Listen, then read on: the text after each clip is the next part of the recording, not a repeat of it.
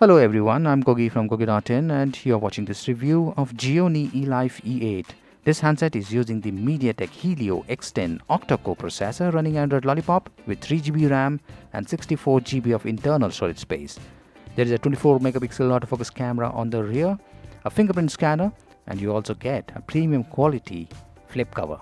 Here is the box pack. The specifications clearly mentioned, including the SAR values. And inside the box you'll find the E8 golden color. Here is the premium quality flip cover. This is the magnetic flip cover. This comes with attached back cover made up of plastic.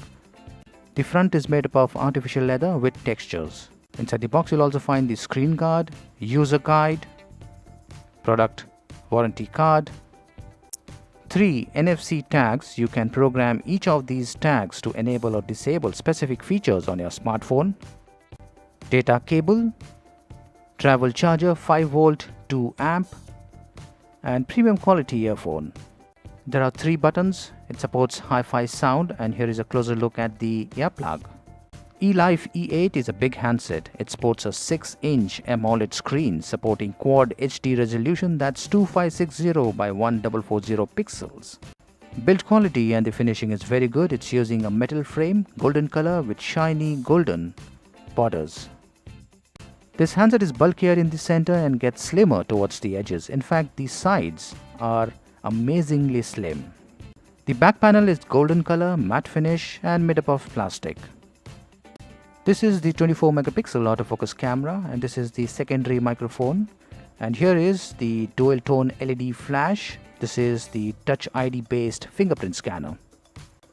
Power button and volume rocker are placed on the right side, and there is a dedicated button for the camera. You can also use this to instantly click images. Micro USB port and the primary mic is placed at the bottom, and on the top you'll find a 3.5mm audio jack.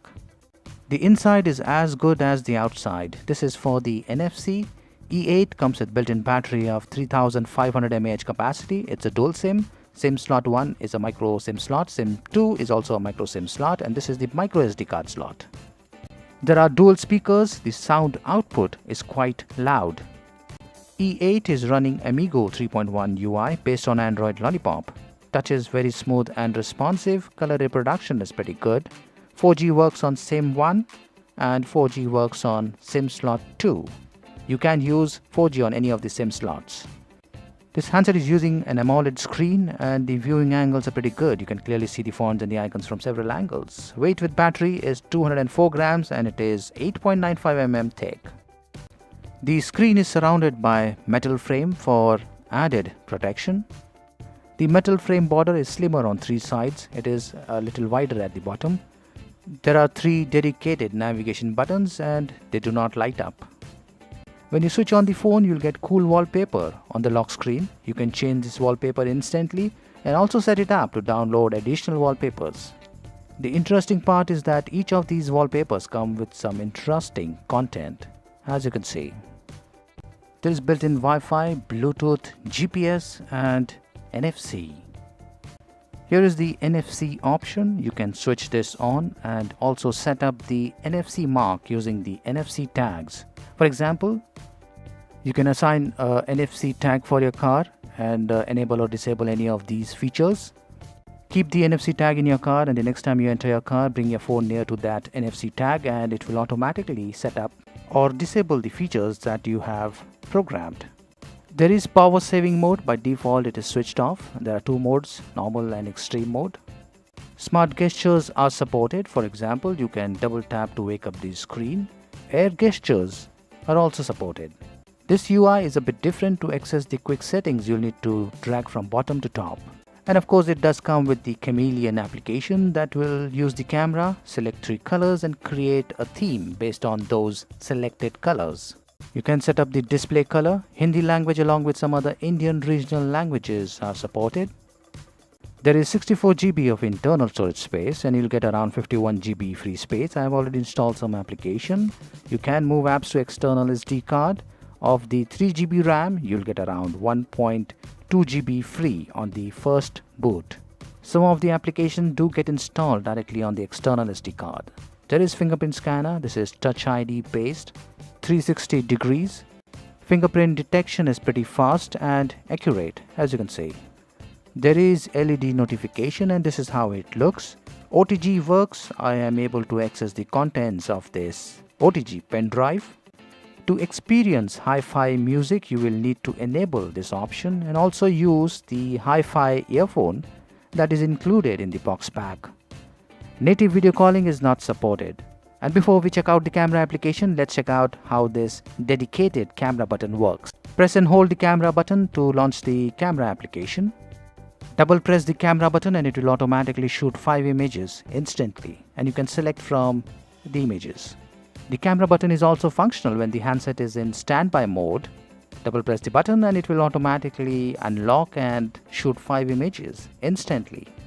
Here is the camera application. This is an autofocus camera. Tap to focus also works, and when you tap you get a square and a circle. You can move the circle away from the square to control the exposure.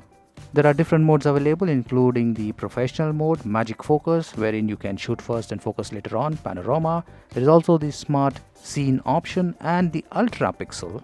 This will shoot in higher megapixel and the file size is over 23 MB. Rear camera is 24 megapixel, front camera is 8 megapixel, and rear camera can shoot 4K videos.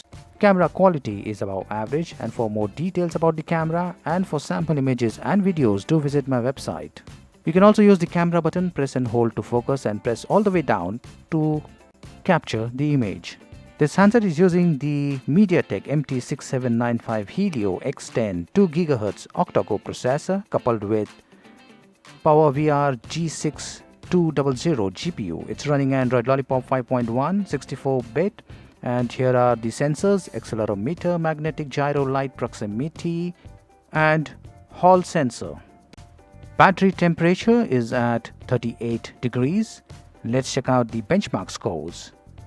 Quadrant benchmark score is 31567. Antutu score 64-bit for the first time was 48664.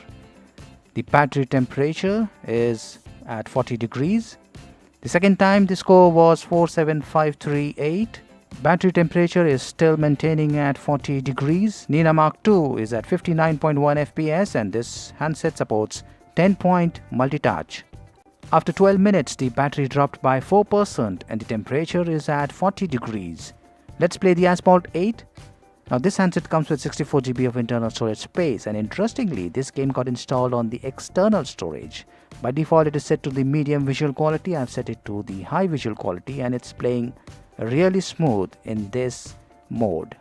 This handset can play high-end games. I played this game for about 18 minutes. The battery dropped by 10% and the temperature has increased to 44 degrees. Here is the handset with the premium flip cover. It's a magnetic flip cover with the S-View window. This window is non-functional, but you can double tap to switch off the screen. As you can see, there are two ways to switch on the S-View screen. Press the power button or place your finger on the fingerprint scanner. Now this is a very good option. You don't really need to press the power button. Just use your fingerprint. Place your finger on the fingerprint scanner. Gionee eLife E8 is a powerful handset powered by a 64-bit hardware running a 64-bit operating system. Performance is very smooth. The handset does tend to heat up, but the battery temperature is well under control. The maximum temperature I encountered was 45 degrees when using heavy applications. Camera quality is above average, but you can achieve excellent quality by using manual mode. For more details, visit my website. The link is mentioned in the description section below. There is plenty of internal storage space and the apps are also getting installed on the external storage space. As far as the battery is concerned, battery backup is pretty good. You can expect about 3 to 7 hours of continuous moderate to heavy usage on a single charge. And it takes about less than 3 hours to fully charge this battery. Gionee eLife E8 is a big, powerful and good looking handset that comes for a price of Rs 34,999.